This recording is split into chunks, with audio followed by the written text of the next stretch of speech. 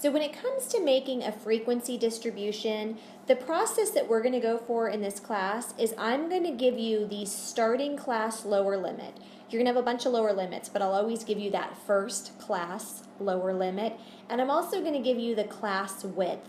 And from there, you can calculate what your next lower limit would be, and you can get everything you need from that. Be sure to have as many classes as you need to get the largest value, and that's actually kind of repeated again at the bottom, but we'll talk about that there.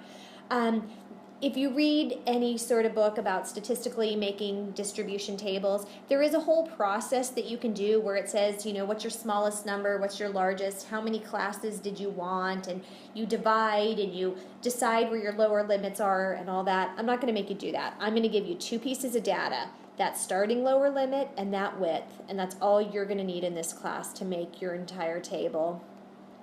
The other thing is when you go to make your table, remember to use a frequency of 0 if your class doesn't have data. Remember, we're not going to skip any rows, any classes, but we do need to list the frequency as 0.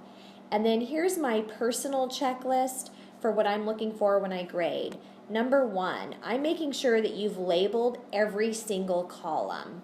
When it comes to graphing, we'll have, 2 axes to label, but with a table, I want each column labeled. And most importantly, I want your first column to be the category. So we've been using ages on the examples we've been working on, but it might be weight, height, classes, whatever the case may be.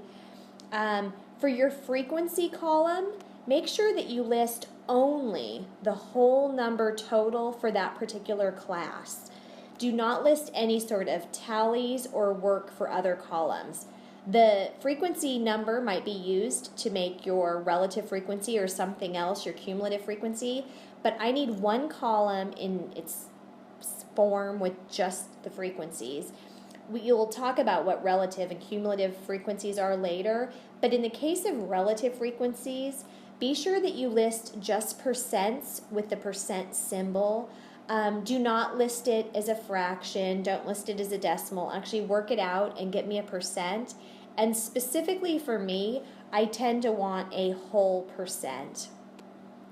If you choose to use work columns, that's completely up to you. It's optional. You don't get graded if you use them, and you don't get points off if you don't. It's all up to you.